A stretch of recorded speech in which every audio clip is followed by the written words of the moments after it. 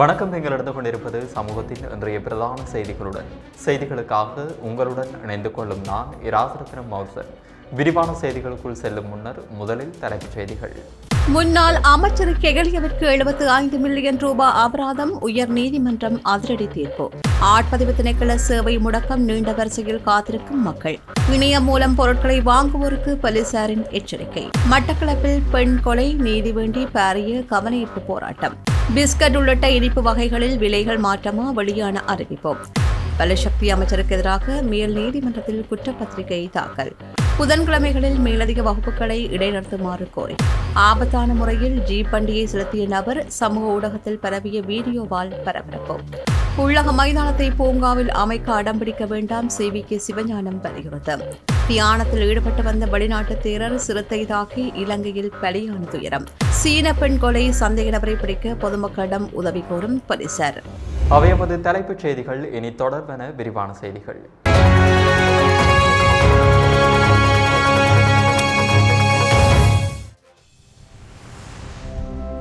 Fourth Monkey Connect coming soon.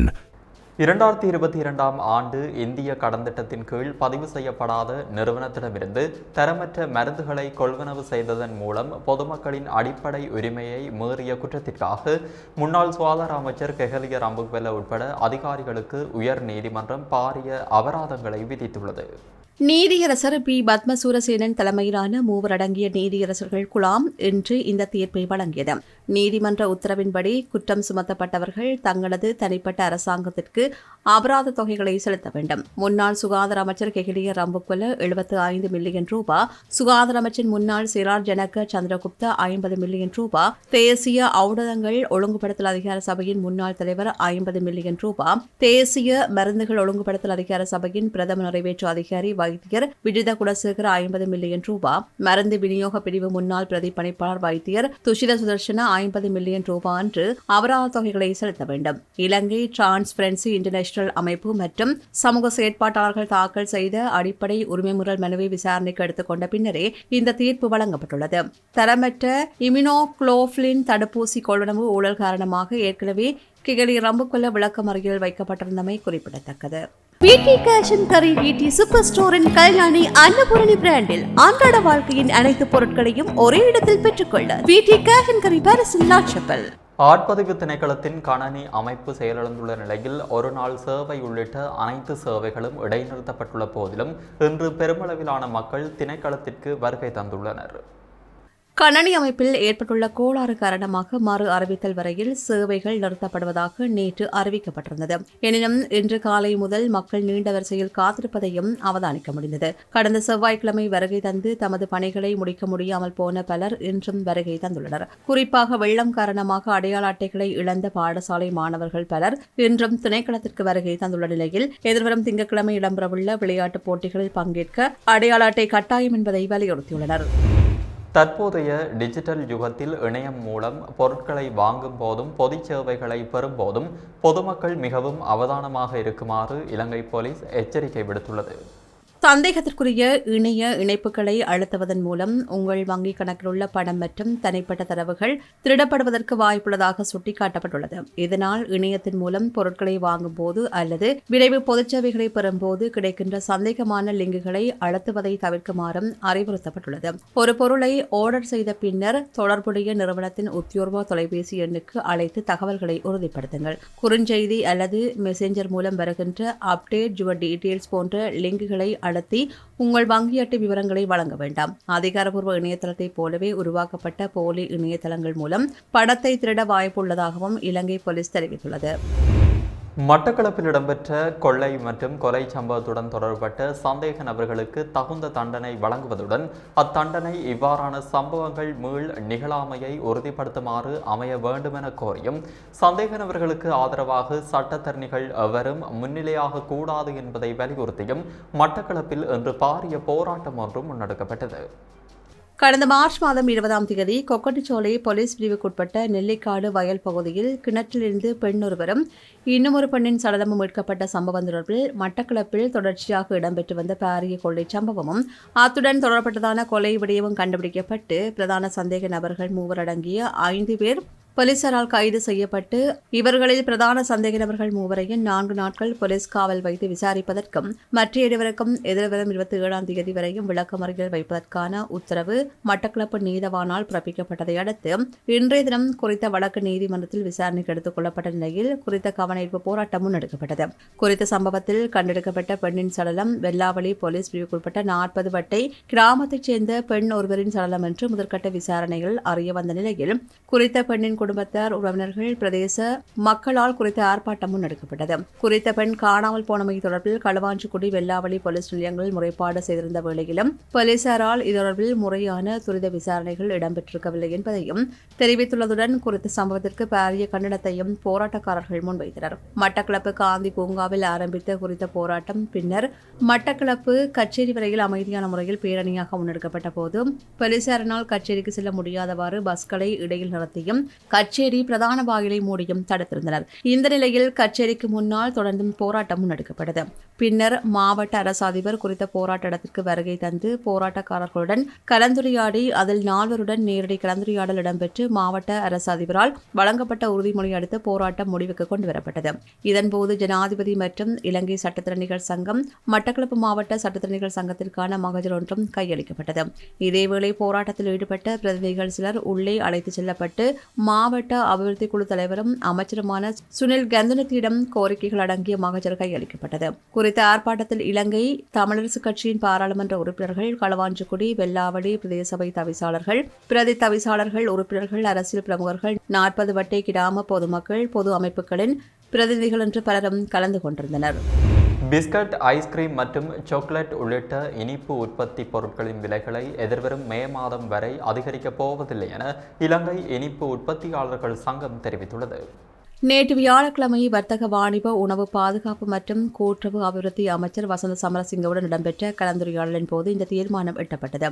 பொருட்களின் விலை அதிகரிப்பை நுகர்வோரால் தற்போது தாங்கிக் கொள்ள முடியாது என்று இதன்போது சுட்டிக்காட்டிய அமைச்சர், உலகளாவிய நெருக்கடிகளுக்கு மத்தியில் உள்நாட்டு பிஸ்கட் கைத்தொழில்களை பாதுகாக்கும் அதேவேளை நுகர்வோர் பாதிக்கப்படுவதை ஆக குறைந்த மட்டத்தில் பேணுவதே அரசாங்கத்தின் நோக்கம் என்று தெரிவித்தார். இலங்கை இனிப்பு உற்பத்தியாளர்கள் சங்கத்தின் தலைவர் SMD சூரிய பெருமை இதுகுறித்து கருத்து தெரிவிக்கையில், கடந்த காலங்களில் மூலப்பொருட்களின் விலைகள் அதிகரித்த போதிலும் கோவிட் காலத்திற்கு பின்னர் விலைகளை அதிகரிக்காமல் குறைந்த லாபத்துடனேயே இந்த துறையை முன்னெடுத்து வருகின்றோம். மார்ச் மற்றும் ஏப்ரல் மாதங்கள் விற்பனைக்கு உகந்த காலம் என்பதால் சித்திரை புத்தாண்டு முடியும் வரையில் எந்தவிதமான விலை அதிகரிப்பையும் மேற்கொள்ளப் போவதில்லை என்று தீர்மானித்துள்ளோம். மே மாதத்திற்கு பின்னர் மின்சாரம், எரிவாயு மற்றும் மூலப்பொருட்களின் விலைகள் மேலும் அதிகரித்தால் மட்டுமே விலை திருத்தம் குறித்து ஆலோசிக்கப்படும் என்று மேலும் தெரிவித்தார். மூலப்பொருட்களை சுங்கத்திலிருந்து விடுவிப்பதில் பாரிய தாமதம் ஏற்படுவதாகவும் கப்பல் கட்டணங்கள் மேலதிகமாக அறவிடப்படுவதாகவும் உற்பத்தியாளர்கள் அமைச்சரிடம் சுட்டிக்காட்டினர். ஊழல் குற்றச்சாட்டு தொடர்பில் வலுசக்தி அமைச்சர் குமார ஜெயக்கொடிக்கு இன்று கொழும்பு மேல் நீதிமன்றத்தில் குற்றப்பத்திரிகை கையளிக்கப்பட்டதாக தெரிவிக்கப்படுகிறது. கொழும்பு மேல் நீதிமன்ற நீதிபதி ரஷாந்த தொடவெல்ல முன்னிலையில் இந்த வழக்கு விசாரணைக்கு எடுத்துக் கொள்ளப்பட்டது. முன்னதாக விடுக்கப்பட்டிருந்த அழைப்பாணைக்கு அமைய பிரதிவாதியான அமைச்சர் குமார ஜெயக்கொடி நீதிமன்றத்தில் இன்று காலை முன்னிலையாகியிருந்தார். குற்றப்பத்திரிகை கையளிக்கப்பட்டதன் பின்னர் தலா 10 லட்சம் ரூபாய் பெறுமதியான 2 சரீர பிணைகளில் செல்ல அவருக்கு நீதிமன்றம் அனுமதி வழங்கியது. அத்துடன் அவரது விரல் அடையாளங்களை பெற்று அது குறித்த அறிக்கைகளை சமர்ப்பிக்குமாறும் நீதிமன்றம் உத்தரவிட்டது. இந்த வழக்கு எதிர்வரும் மே மாதம் 6ஆம் தேதிக்கு முன் விசாரணைக்கு மீண்டும் அழைக்கப்பட உள்ளது. லஞ்ச ஊழல் விசாரணை ஆணைக்குழுவினால் தாக்கல் செய்யப்பட்டுள்ள இந்த குற்றச்சாட்டின்படி 2016ஆம் ஆண்டு இலங்கை உரக்கூட்டு தாவரத்தில் பணியாற்றும் போது கொள்முதல் செயல்முறை ஒன்றின் ஊடாக தனியார் நிறுவனம் ஒன்றிற்கு சலுகை வழங்கியதன் மூலம் அரசாங்கத்திற்கு 88,59,708 ரூபாய் நட்டத்தை ஏற்படுத்தியதாக வலுசக்தி அமைச்சர் குமார ஜெயக்கொடி மீது குற்றம் சுமத்தப்பட்டுள்ளமை குறிப்பிடத்தக்கது. வாரத்தின் ஒவ்வொரு புதன்கிழமையும் அனைத்து வகையான மேலதிக வகுப்புகளையும் இடைநிறுத்துமாறு அத்தியாவசிய சேவைகள் ஆணையாளர் நாயகம் PK பிரபாத் சந்திரகீர்த்தி ஆசிரியர்களிடம் கோரிக்கை விடுத்துள்ளார். இருப்பினும் இது எவ்வகையிலும் ஒரு கட்டாய உத்தரவு அல்ல என்பதை அவர் தெளிவுபடுத்தியுள்ளார்.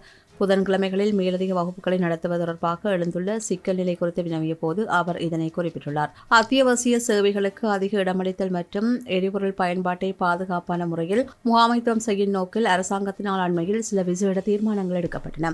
இதற்கமைய மறு அறிவித்தல் வரையில் ஒவ்வொரு புதன்கிழமையும் அரசு அலுவலகங்களுக்கு விடுமுறை தினமாக அறிவிக்கப்பட்டுள்ளது. குறித்த தீர்மானம் கல்வித்துறைக்கு விரிவுபடுத்தப்பட்டுள்ளது. அரசு அனுமதியின் கீழ் இயங்குகின்ற தனியார் மற்றும் சர்வதேச பாடசாலைகள், முன்பள்ளிகள், பிரிவினாக்கள், தொழிற்பயிற்சி பயிற்சி மற்றும் உயர்கல்வி நிறுவனங்கள் உள்ளிட்ட அனைத்து நிறுவனங்களுக்கும் இது பொருந்தும் என்று அறிவிக்கப்பட்டுள்ளது. அத்துடன் அனைத்து அரச விழாக்களையும் தற்காலிகமாக நிறுத்த தீர்மானிக்கப்பட்டுள்ளதுடன் தனியார் துறையினர் முடிந்தவரையில் ஆன்லைன் முறையில் ஊழியர்களை பணியில் அமர்த்துமாறும் அறிவுறுத்தப்பட்டுள்ளனர். எவ்வாறாயினும் சுகாதாரம், வங்கி, மின்சாரம், நீர், துறைமுகம், சுங்கம் மற்றும் விமான சேவைகள் உள்ளிட்ட அத்தியாவசிய சேவைகளுக்கு இந்த விடுமுறை பொருந்தாது என்றும் தெரிவிக்கப்பட்டுள்ளது. சமூக ஊடகங்களில் வைரலாகிய காணொளி காட்சிகளின் அடிப்படையில் வீதி சமிச்சைகள் மற்றும் போக்குவரத்து விதிமுறைகளை மீறி ஆபத்தான முறையில் ஜீப் வண்டியை செலுத்திய சாரதியை கொட்டாவை போலீசார் கைது செய்துள்ளனர். பொது வீதியில் ஏனைய வாகனங்கள் மற்றும் பாதசாரிகளின் உயிருக்கு ஆபத்து விளைவிக்கும் வகையில் போக்குவரத்து விதிமுறைகளை சிறிதும் பொருட்படுத்தாமல் குறித்த ஜீப் வண்டி செலுத்தப்படும் காட்சிகள் சமூக ஊடகங்களில் பரவியது. இது குறித்து போலீசாருக்கு கிடைத்த தகவல்கள் மற்றும் காணொலி ஆதாரங்களின் அடிப்படையில் விசாரணைகள் ஆரம்பிக்கப்பட்டன. விசாரணைகளின் மூலம் பன்னிப்பட்டிய பகுதியைச் சேர்ந்த சந்தேக நபர் அடையாளம் காணப்பட்டதுடன் அவரிடமிருந்து ஜீப் வண்டியும் கைப்பற்றப்பட்டது. கைது செய்யப்பட்ட சந்தேக நபரிடம் அந்த வாகனத்தை செலுத்துவதற்கு தேவையான செல்லுபடியாகும் சாரதி அனுமதி பத்திரம் இல்லை என்பது விசாரணையில் கண்டறியப்பட்டுள்ளது. சாரதி அனுமதி பத்திரமின்றி பொதுமக்களின் உயிருக்கு அச்சுறுத்தல் ஏற்படும் வகையில் வாகனம் செலுத்தியமைக்காக அவருக்கு எதிராக கடுமையான சட்ட நடவடிக்கை எடுக்கப்பட உள்ளது. மக்களின் பாதுகாப்பை உறுதி செய்வதற்காக இத்தகைய பொறுப்பற்ற சாரதிகளுக்கு எதிராக அதிகபட்ச சட்ட நடவடிக்கைகள் எடுக்கப்படும் என போலீசார் எச்சரிக்கை விடுத்துள்ளனர். சந்தேக நபர் இன்று நீதவான் நீதிமன்றில் முன்னிலைப்படுத்தப்பட உள்ளதுடன் பிலியந்தலை போலீசார் இது தொடர்பான மேலதிக விசாரணைகளை முன்னெடுத்து வருகின்றனர். யாழ்ப்பாணத்தில் அதிஉயர்ந்த மற்றும் நவீன வசதிகளுடனான டில்கோ ப்ளூ ஓஷன் நிறுவனத்தின் மூலம் வழங்கும் யாழ் ராயல் பேலஸ் 2026ஆம் ஆண்டு மட்டக்களப்பு மாவட்டத்திற்கு 2177 திட்டங்களுக்காக 11,938 மில்லியன் நிதி ஒதுக்கீடு செய்யப்பட்டுள்ளதாக அமைச்சர் சுனில் ஹந்துன்னத்தி தெரிவித்துள்ளார். மட்டக்களப்பு மாவட்ட ஒருங்கிணைப்பு குழு கூட்டம் கைத்தொழில் மற்றும் தொழில் முயற்சியாண்மை அபிவிருத்தி அமைச்சரும் பாராளுமன்ற உறுப்பினருமாகிய சுனில் ஹந்துன்னத்தி தலைமையில் மாவட்ட அரசாங்க அதிபர் JS அருள்ராஜ் ஏற்பாட்டில் மாவட்டத்தின் பழைய மாவட்ட செயலக மாநாட்டு மண்டபத்தில் இன்று இடம்பெற்றது. மட்டக்களப்பு மாவட்டத்தில் மேற்கொள்ளப்பட்டு வரும் அபிவிருத்தி திட்டங்கள் தொடர்பில் இதன்போது முன்னேற்ற மீளாய்வு செய்யப்பட்டதுடன் மாவட்ட ஒருங்கிணைப்பு குழுவின் அனுமதியை பெற்றுக்கொள்வதற்கான முன்மொழிவுகள் குறித்தும் விரிவாக கலந்துரையாடப்பட்டன. இதன்போது மாவட்ட செயலகத்தால் நடைமுறைப்படுத்தப்படும் 686 திட்டங்களுக்காக 2072 மில்லியன் நிதி, ஏனைய அமைச்சுக்கள் மற்றும் திணைக்களங்களினால் நடைமுறைப்படுத்தப்படும் 674 திட்டங்களுக்காக 3626 மில்லியன் ரூபாய்களும் மாகாண சபையின் நிதியின் மூலம் செயற்படுத்தப்படும். 755 திட்டங்களுக்காக 2908 மில்லியன் ரூபாய்களும் மேலும் வெளிநாட்டு நிதி உதவி திட்டத்தின் கீழ் அமுல்படுத்தப்படும் 62 திட்டங்களுக்கு 3330 மில்லியன் ரூபாய்களுக்கான திட்டங்கள் அமுல்படுத்தப்பட உள்ளன. இம்மாவட்டத்தின் அபிவிருத்தி திட்டங்கள் விவசாயம், நீர்ப்பாசனம், சுகாதாரம், சுற்றாடல், வீதிகள், பாலங்கள் அமைத்தல், ஜானிவேலி அமைத்தல், சிறு குளங்களை புனரமைத்தல், பாதுகாப்பான புகையிரத கடவை அமைத்தல், காணி பிரச்சனைகள், மேய்ச்சல் தரை பிரச்சனை, ஆளணியினர் பற்றாக்குறை, குடிநீர் வழங்கல், கிரவல் அகழ்வு உட்பட்ட மேலும் பல திணைக்களங்கள் சார் விடயங்களும் விரிவாக ஆராயப்பட்டதுடன் அவற்றில் காணப்படும் குறைபாடுகளை நிவர்த்தி செய்வதற்கான நடவடிக்கைகள் தொடர்பாக உரிய அதிகாரிகளுக்கு பணிக்கப்பட்டுள்ளன. இம்மாவட்டத்திற்கு தேவையான அபிவிருத்தி வேலை திட்டங்கள் துரிதமாக மேற்கொள்ளுமாறு அதிகாரிகளுக்கு அமைச்சர் இதன்போது பணிப்புரை விடுத்தார். யாழ் பழைய பூங்கா வளாகத்தில் தான் உள்ளக விளையாட்டு மைதானத்தை அமைக்க வேண்டும் என அடம்பிடித்துக் கொண்டிருக்காமல் மாற்றிடத்தை நாடுவது சிறந்தது என ஆலோசனை வழங்கிய வடக்கு மாகாண சபையின் அவைத் தலைவர் CVK சிவஞானம் அதற்கான இடங்களை வழங்க பலர் முன்வந்துள்ள நிலையில் அது தொடர்பில் நடவடிக்கை எடுப்பது அவசியம் என்றும் வலியுறுத்தியுள்ளார். யாழ் மாவட்ட அரச அதிபர் மா பிரதீபனின் ஒழுங்கமைப்பில் யாழ் மாவட்ட அபிவிருத்தி ஒருங்கிணைப்பு குழு கூட்டம் இன்று அதன் தலைவர் அமைச்சர் சந்திரசேகரன் தலைமையில் நடைபெற்றது. இதன்போது மாவட்டத்தின் பல்வேறு விடயங்கள் ஆராயப்பட்ட நிலையில் குறித்த உள்ளக விளையாட்டு மைதானம் அமைப்பதற்கான நிதி கிடைத்தும் அதன் அமைவிடம் தொடர்பில் நீதிமன்றில் வழக்கு தொடரப்பட்டிருப்பதால் நிர்மாண பணிகளை முன்னெடுக்க முடியாத நிலை காணப்படுவதாக அதிகாரிகளால் சுட்டிக்காட்டப்பட்டது. இந்நிலையில் உடுவில் பிரதேச சபை மற்றும் கோப்பாய் பிரதேச சபைகள் அதற்கான இடத்தை தாம் வழங்குவதாக எழுத்து மூலமாக வழங்கியுள்ளதாக கூறியிருந்தனர். இதன்போது கருத்து தெரிவித்த வடக்கு மாகாண சபை அவைத் தலைவர் குறித்த உள்ளக மைதானத்தை யாழ் நகரில் தான் அமைக்க வேண்டுமென்றோ ஏற்கனவே இனங்காணப்பட்ட இடத்தில் தான் அமைக்க வேண்டுமென்றோ அடம் பிடித்துக் கொண்டிருக்காது வேறு தெரிவுகளை அவதானத்தில் கொண்டு நடவடிக்கை எடுக்கப்பட வேண்டும் என வலியுறுத்தினார். சிவனொளி பாதமலைக்கு தரிசனம் செய்ய சென்ற யாத்ரிகர் ஒருவர் இன்று காலை திடீரென ஏற்பட்ட சுகவீனம் காரணமாக உயிரிழந்துள்ளார்.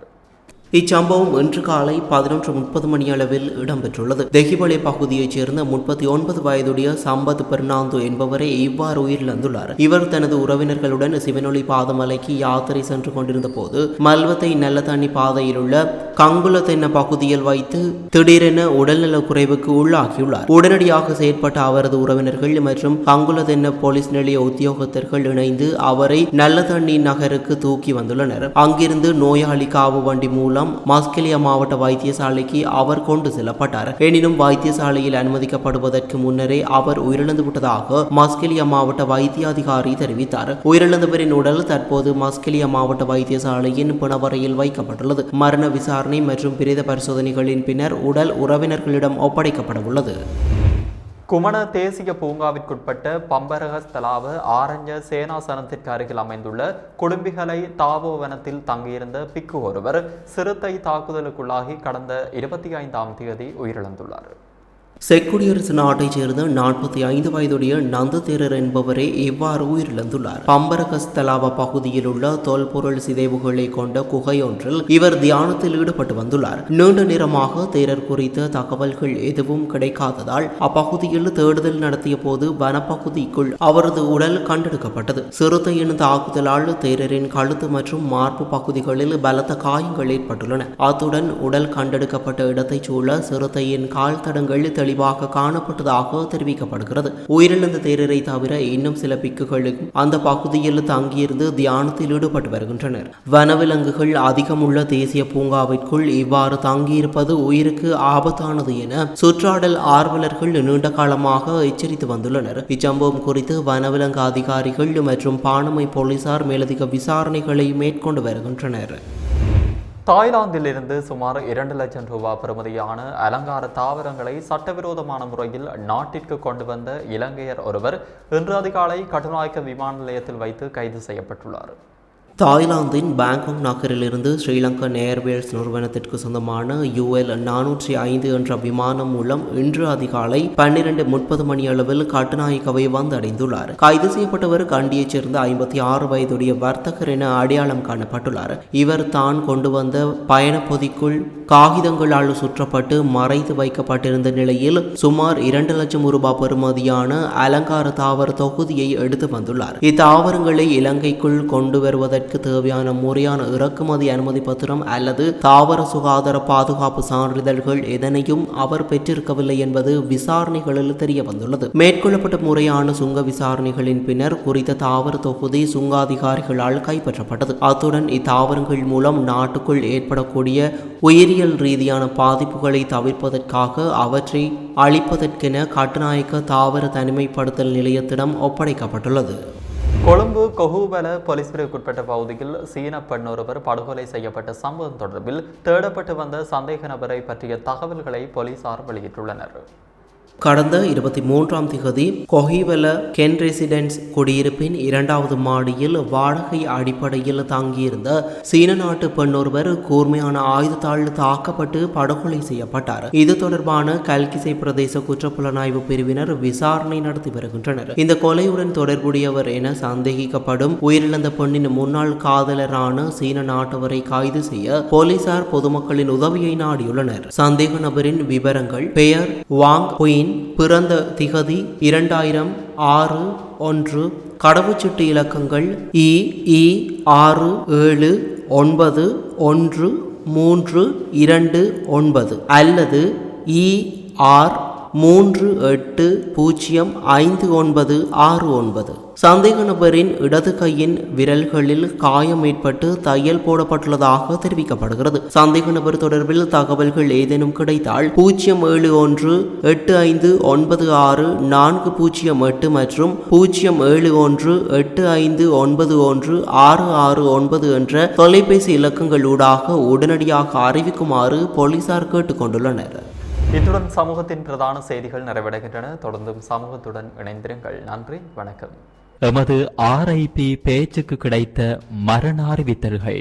யாழ்ப்பாணம் நீர்வேலியை புறப்படமாகவும் வண்ணார்பண்ணையை வதிவிடமாகவும் கொண்டிருந்த திருமதி பரமேஸ்வரி துரைராசா அவர்கள் 24/3/2026 செவ்வாய்க்கிழமை அன்று காலமானார்.